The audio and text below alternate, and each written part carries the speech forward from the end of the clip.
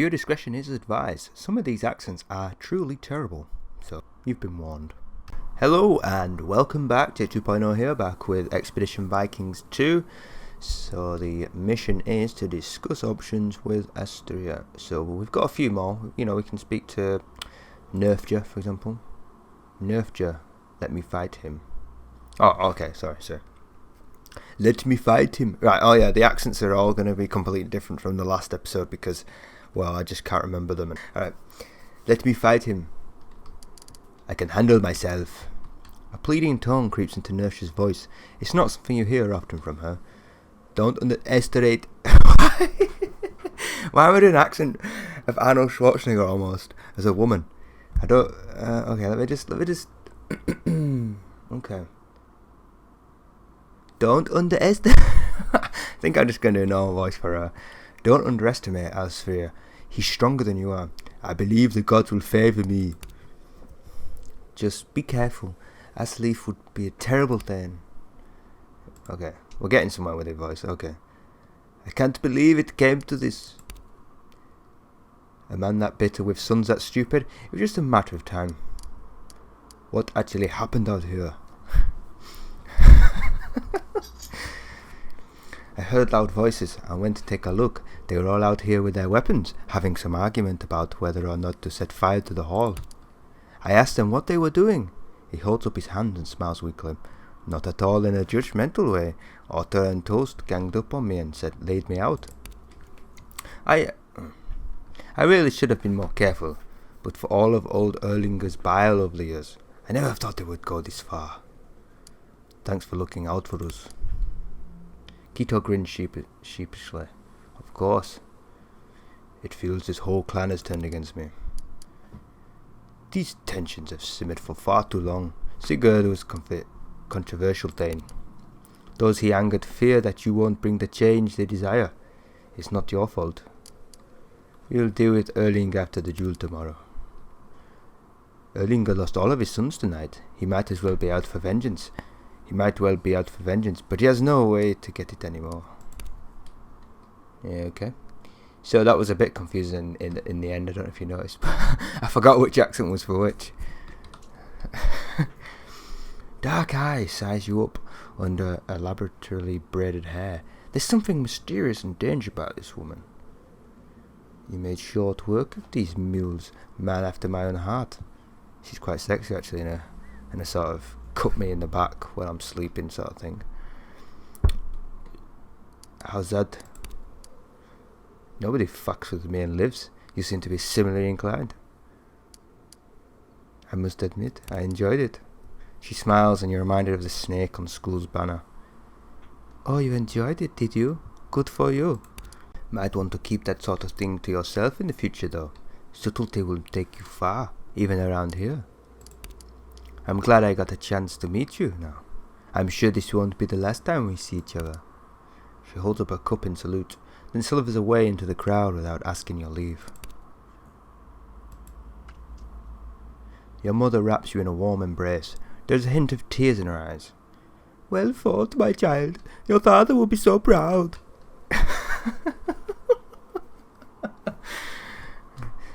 The clan is at war with itself. Was father really such a poor thing?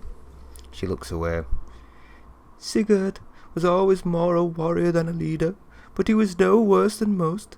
This isn't really about him, it's about ambition and greed. There'll be another fight tomorrow. Asleep. I know, Asleep is a skilled warrior. You would do well to make some preparations. I want to fight him on equal terms. Don't be ridiculous. This duel could be to the death. There are no rules to break in such a contest. You need every advantage you can get. It may not seem like it right now, but most of your clan remains loyal to us. If nothing else, then because they prefer you as Thane over Asleaf. Go to Hulda in the bog. Ask her for help. She's old and wise. She has many ways to weaken a man. It'll take more than an old hag's brew to beat Asleaf. Sigurd may have an idea. She's good at setting traps for the creatures of the forest. She may know of a trap large enough for her man. Other than that, Kvelduf is a case island. May be willing to get you some better equipment. You shouldn't go into the duel with those old weapons. Sigurd gave you for your training. Man, that accent gets bad. Okay, so we're gonna speak to this chap here, Sigurd. Here we go. Sigurd is the clan's best hunter, and is married to the other full-time hunter, Lotte. I'm just gonna say that. She bows her head respectfully as you approach her. Hail, Orgisale Ulfric. I witnessed Athleif's challenge. Is there anything I can do to help? Are you on my side in this dispute? Athleif is a good man, honourable and dutiful. His family is always fair in the dealings. But your father was lax in his rule, and I admired that. He may not have built a strong and fearsome clan, but he respected us and put great trust in us all. I hope you'll continue that legacy, and I know Athleif certainly wouldn't.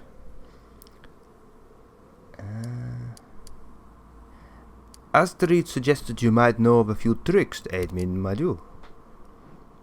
Tricks? Perhaps there is one thing I can do. Your uncle Grimulf told me a story once. He was with Sigurd in Geatland to fight for Sigurd Hinger, and he was tasked to ambush a group of mercenaries riding to reinforce the enemy. According to Grimulf, your father wanted to split up the raiders with a surprise attack, so he had the idea of suspending a strong net above the path and running the rope across the ground, concealing by branches.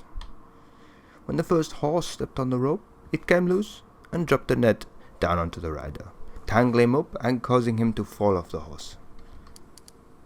That's ingenious. Can you do it? It hinges on whether he expects a trap and how well it's hidden. I know how to hide a trap well enough for anyone. Let's try it. Good. I'll start preparing. The worst thing that can happen is that you'll have to fight him like normal. Oh, God help us, not normal. Anyway, let's first find this other guy. Yeah. Fucking the guy who I can't pronounce his name. Is it Velduf or is it Kevelduf or is the V silent? I don't know. The smith, Kelduf, has retreated to the familiar confines of his workshop, where he's engaged in an energetic discussion with his wife, Dagheed. They break it up when they see you coming, and Dagheed wanders off to find someone else with whom to gossip. So, Erling finally lost control of his idiot sons, did he? Glad to see you made it out of that mess in one piece. It's been a long time coming. Kevelduf nods sagely. Erlinger's feud with your father has been boiling since they were both young. He spent a long time passing that animosity on to his children, the bitter old fool. I wish you hadn't had to kill them, but under the circumstances, I'm not sure how it would have been avoided. Asleif has challenged me to his duel. Is there anything you can help me with? Oh, fuck's sake, said that wrong. I heard. Sorry, my boy. I'm not getting involved. I've known you both since you were small children. Asleif used to help out in the smithy. I won't have either of your blood on my conscience.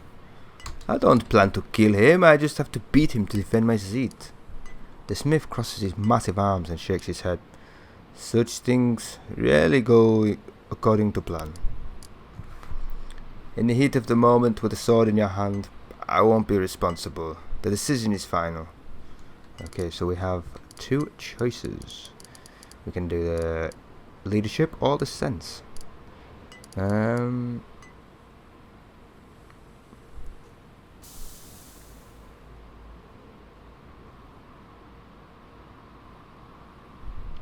I'll do sense, yeah. Kevelduf, denying my request will not keep Asleif safe. It will only put me in danger. Yes, sense succeeded! You calmly lay out your view of the situation, explaining how refusing to help you is an implicit help to Asleif, and how the imbalance in your equipment is more likely to get you killed than to protect Asleif. Kevelduf crosses his arms and squints at you for a long time. Then he releases a sigh. He does have a poor head for tactics, but I will not give you steel to swing against him. However, I can help you stay safe. Here, let me give you a good sturdy set of quilted armour. It'll serve you better than that shirt you're wearing. The smith disappears into the back of his shop, and re-emerges with a thick quilted shirt in his hands. He presents it to you with a solemn nod. This is the best I can do to aid you. If the fight goes well, you can keep it. Thank you, Kveldov. Aye. Eki Adaka. Just be careful out there. With that, Kveldov seems to decide he's done enough smithing for today, and he starts the nightly ritual of meticulously putting his tools back in their place. My throat is so sore at the moment.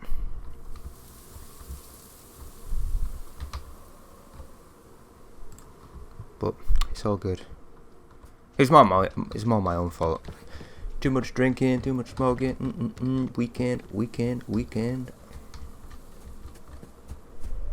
What we got here? What we doing? Why are you here? The witch's apprentice is tending the candles around an old tree. She stands when she sees you, squinting through damp locks of raven black hair that droop in front of her face. Why are you here? That was pretty close, wasn't it, guys? I'm the Thane. I go wherever I please. A strange crooked smile. Sigurd never came out here. That's all I meant by it. The girl fidgets with a candle in her hand, picking at the wax with a long nail. She's not having a good day. She and I have that in common then. An uncertain smile crosses her lips. How's that? I'm fighting Asleaf on Holmgang Island tomorrow. Her eyebrows jump ever so slightly, but her voice remains monotone. Oh, whoa. You'll be wanting some sort of poison then? You know about poisons? She smiles in much the same way that a cat might smile at a gull. I've picked up a few things from Hulda. If she's too difficult, come talk to me again. I might be of some help. Wait. Yes, I need the goddamn poison, man. Hey. Hulda, where's Hulda? Hulda? We've got visitors, Hulda. Ah, it's the right. Thane. Come out and say hello. Yes. Come hither, Hulda. Let me look at you. The old witch emerges from her burrow, supported by her brooding apprentice. Her knees shake with each slow step, and she wears an expression of deep concern.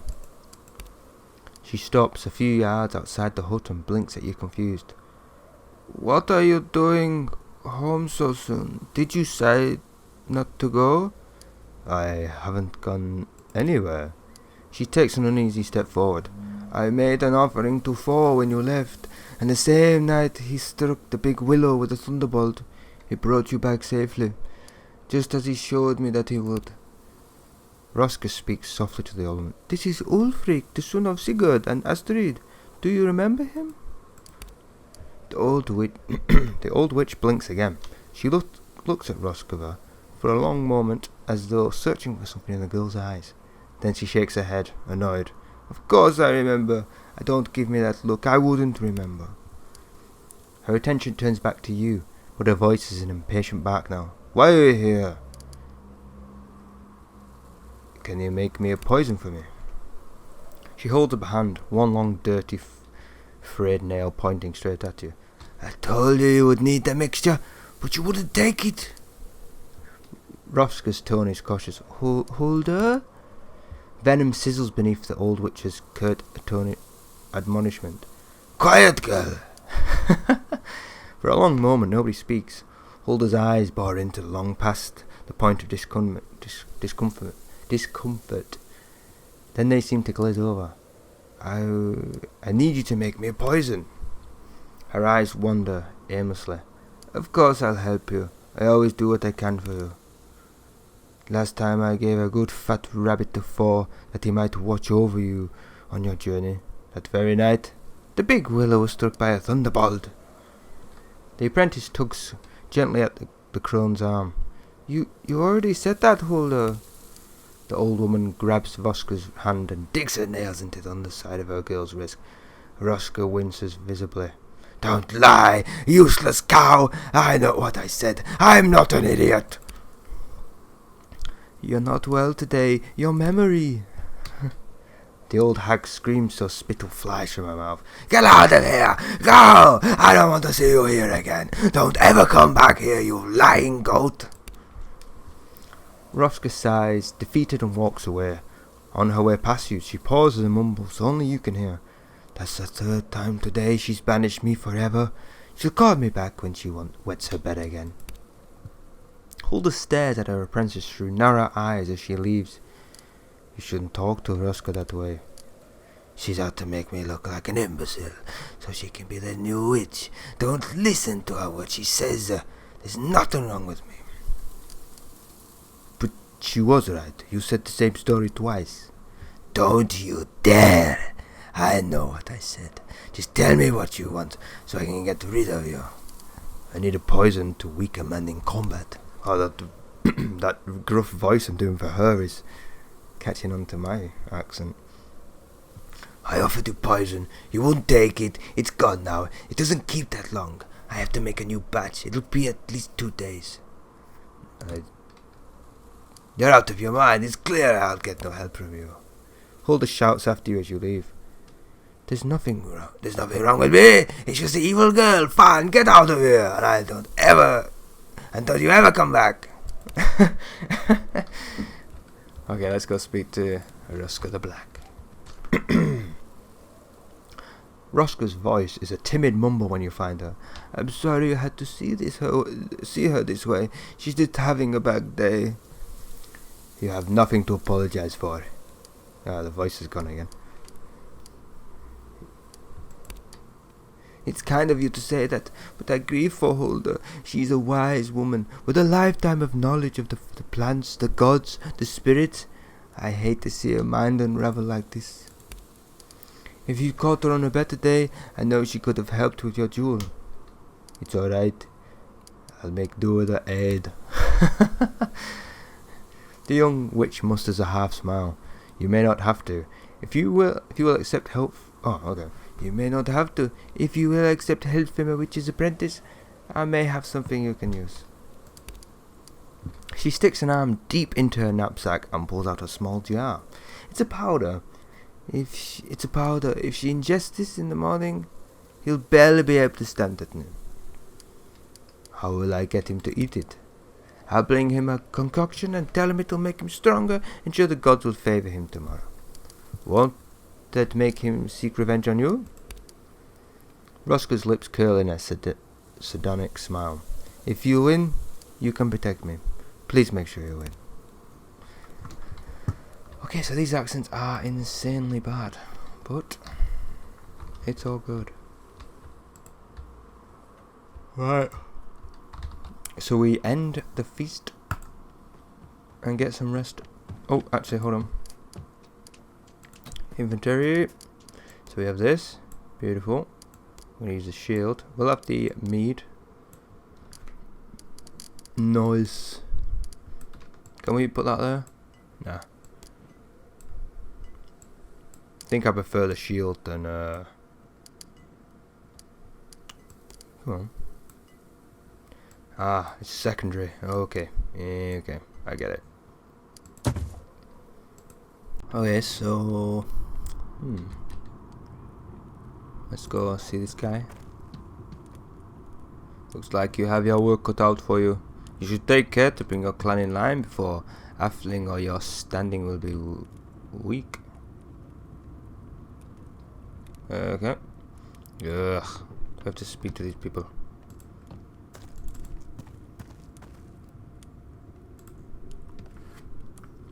Well, that was rousing. What a bunch of cowardly cesspool hogs to come at you during a funeral. But, as they say, it's not a good feast until there's a fight. Skol, Lever. That was a nasty attack, my boy. Don't be too distraught. You handled it as well as anyone could have. Just a shame your father's funeral should be marred by such a thing.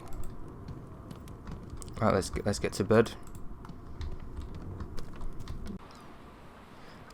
You come to the prosaically named Holgang Island on the following day, rowing one of the clan's small boats with the company of Nerfja and Keto. Sigurd and Loiter greet you here, having come out in advance to set the stakes that define the area. The huntress points to a small patch of branches on the ground. I fastened a rope over there. The log is well concealed among the branches overhead, but try to keep Ashleif's attention on you when he comes. If he comes, perhaps he thought better of it and decided to stay home. Nerfja nudges Keto between the ribs, or perhaps Thor will happen to drop Mjolnir from the sky and accidentally crush Ashleif's boat out on the way here. He better show up, I will roll back and haul him out here myself. Ketil chuckles, but then a pensive look comes over him. If that came to that, surely there'd be a better resolution. Ashleif has the sense and the stubbornness of a mule, but he's still family. Your challenger arrives a short time later, accompanied by 2 other young men from his side of the family, the same companions he sat with at your feast. Okay. Ashleif looks dizzy and weary. He has dark rings under his eyes. He doesn't even look at you as he walks into the ring, his voice a hoarse bark. I'm here to fight you as agreed. Are you ready? Nerfja addresses you, but keeps her eyes on Ashleif as she speaks. Ulfric, I volunteer to fight in your place.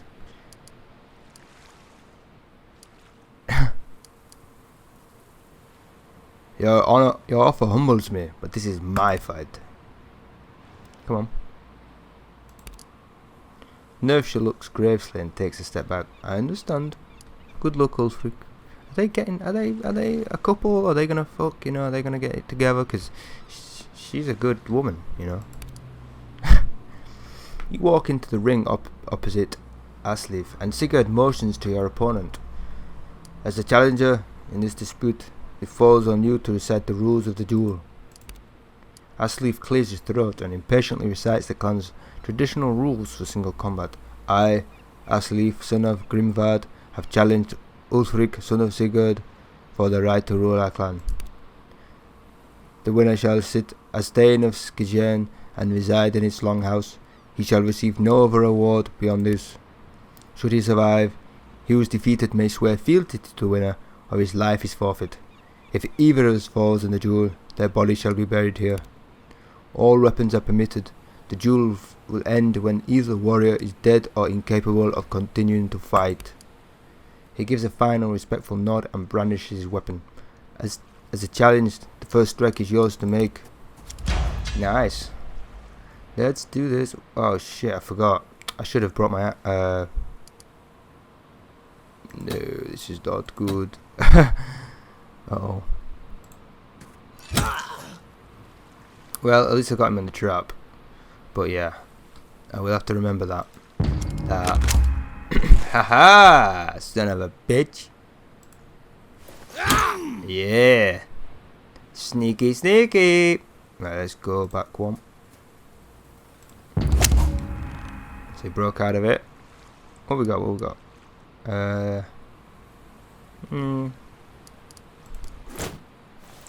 anticipate the attack. Look at him though, at least, please.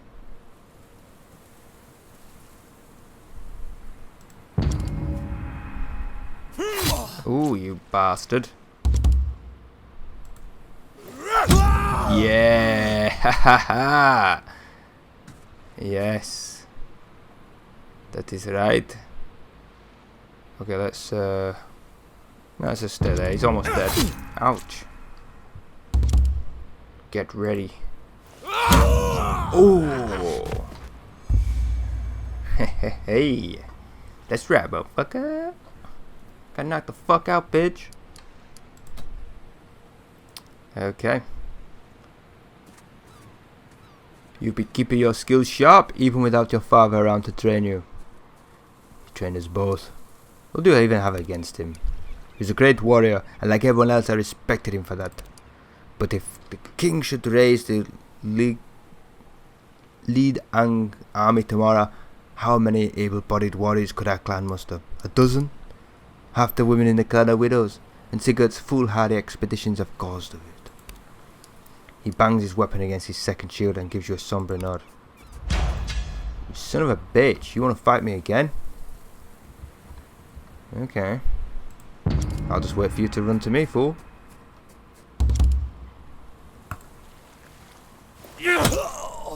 Okay. Ouch, dickhead. Well, we'll just have to, if we're going to do this match, I'm clearly hitting him with more points, so that's fine. I did 32 damage just then. How much? 8. You know what I mean? Cool. We're good. Yeah, that's right, bitch. He's about to fall. Goodbye. Ooh. Is it a victory this time?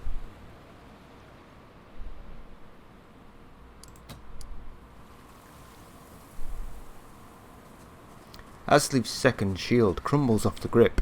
Dismayed, he heads back to the boat to fetch his last shield. You are nearly as good as Sigurd. If you should win this, I hope you are better Thane.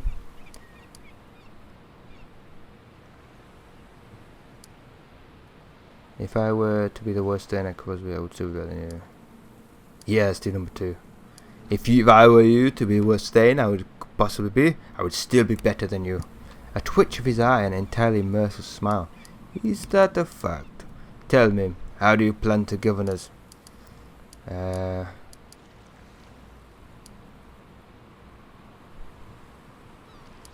Without all the line story. Yep, we have become weak, and we have many enemies. The defences must be strengthened. Then you are wiser than your father. If you win, I shall gladly serve you. But, enough talk. Let's finish this. Okay, bye-bye. Let's anticipate opening. Nice. Is he doing? Oh, you son of a bitch. Ah, he missed. Yes. But I expected better. Okay, let's go closer. Stop the arrow. Ouch. Nice. Very good, my son. Ooh. Okay. It gets better when there's like more people to fight. It gets really good. You bastard. Oh no. I hit the shield.